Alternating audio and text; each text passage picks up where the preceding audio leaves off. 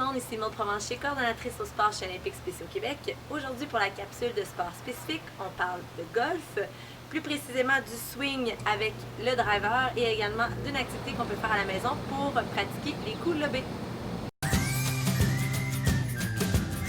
Avant de passer à la technique, je rappelle 3 points importants afin d'effectuer une bonne frappe.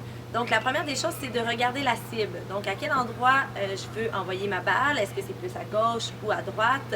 Est-ce que je veux, en fonction du vent, orienter plus d'un côté ou de l'autre? Donc, première étape, je regarde où je vais lancer ma balle. La deuxième étape, c'est d'orienter mon corps en fonction de la cible. Donc, par exemple, si je vais envoyer une balle qui va être un petit peu plus vers la droite, j'ai orienté mes pieds et mes épaules en fonction de la cible à laquelle je veux lancer. Frappe. Et la troisième étape, c'est super simple, on va voir tantôt, c'est la frappe que je vais essayer de décortiquer avec vous. Donc, pour ce qui est de la technique, vous allez voir, c'est des étapes qu'il faut suivre absolument si on veut que la balle parte dans la direction où on veut la frapper. Évidemment, c'est une technique qui demande beaucoup de pratique, donc on ne peut pas être bon de la première fois. Vous allez voir, je vous ai déjà dit, moi je suis loin d'être une professionnelle de golf, donc je vais essayer de décortiquer la technique avec vous pour que vous puissiez le pratiquer à la maison. Donc, la position de base, donc comme je vous ai dit, là, on va frapper avec un driver, un bois. Donc, ça va un petit peu différer là, de quand on frappe avec un fer. Mais la position de base reste la même.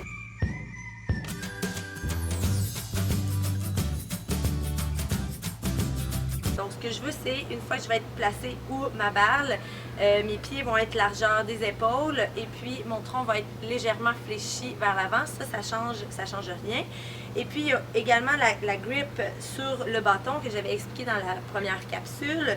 Donc, ce qui est important, c'est de venir placer, moi je suis droitière, donc je vais venir placer ma main gauche plus élevée sur le bâton avec mon dernier doigt à droite, je vais venir la placer entre mes deux doigts afin d'avoir la bonne grip.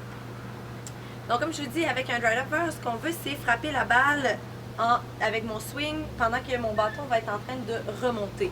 Donc, c'est pourquoi je vais placer ma balle un petit peu plus orientée vers mon côté gauche.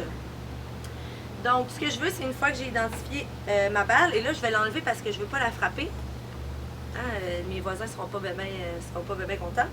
Donc, une fois que j'aurai ma balle, je vais être orientée avec mon talon gauche et puis le bâton va être à plat. Donc, je vais me reculer légèrement pour que mon bâton soit à plat.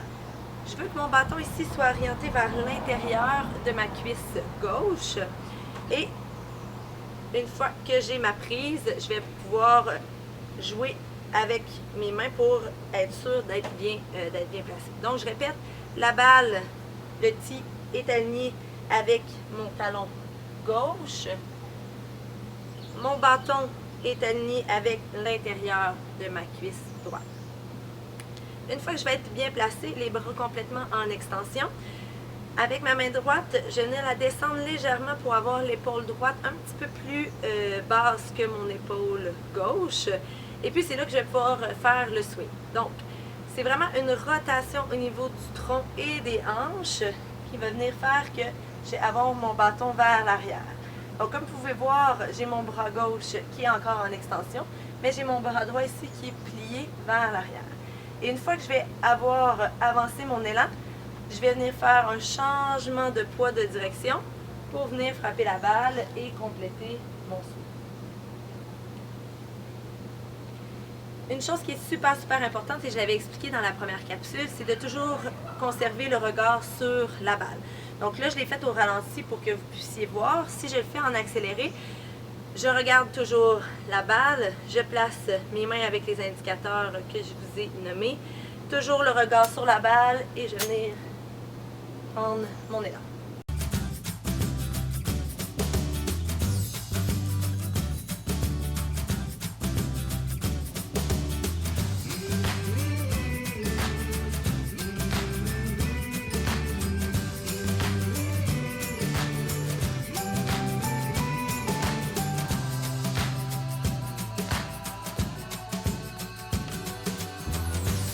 Donc, dans la première capsule, on avait pratiqué nos coups d'approche avec notre fer. Aujourd'hui, on va essayer maintenant de pratiquer un petit peu plus le lob. Donc, j'ai avec moi une chaudière. Donc, l'objectif, ça doit être d'essayer de passer par-dessus la chaudière ou si on est capable d'y aller directement à l'intérieur. Donc, je vais vous montrer de quoi ça a l'air. Encore une fois, je vais avoir le droit à 6 coups. Je peux compter les coups. Donc, si je réussis à envoyer directement ma balle à l'intérieur, ça va être bon pour 5 points. Si je réussis simplement à la passer par-dessus, c'est bon pour 3 points. Et donc, on accumule les points sur les 6 lancés. La différence avec le swing de mon bois de tantôt, c'est que cette fois-ci, je vais essayer de frapper la balle pendant que je vais être en train de descendre et non en train de remonter. Donc, c'est pourquoi la balle, je vais la placer un petit peu plus au centre de mes 2 pieds pour pouvoir effectuer mon élan et frapper la balle pendant que mon bâton est en train de descendre. Donc, j'espère que vous êtes prêts à la maison. Je vous montre mes 6 essais.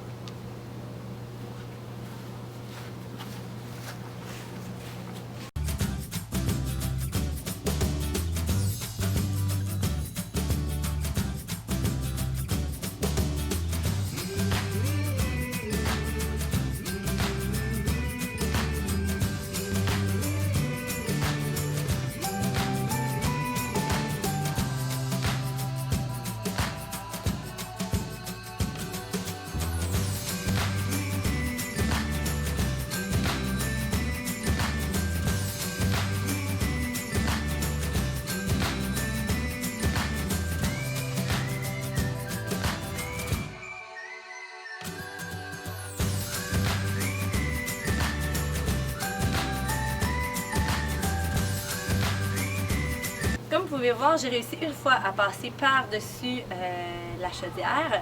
Donc évidemment, à la maison, vous pouvez rapprocher, vous pouvez éloigner, tout dépendamment de votre force et de votre habileté. Donc, avant de commencer à filmer, j'ai pratiqué quelques coups et là, ma balle, elle levait même pas du tout. Donc, tout ça pour vous dire que le golf, c'est vraiment un sport qu'il faut être persévérant. Donc, il faut pratiquer le plus souvent possible pour pouvoir améliorer notre technique et pour pouvoir apprécier le sport dans toute sa beauté. Donc, j'espère que vous avez apprécié la capsule de sport spécifique d'aujourd'hui. On a parlé de golf.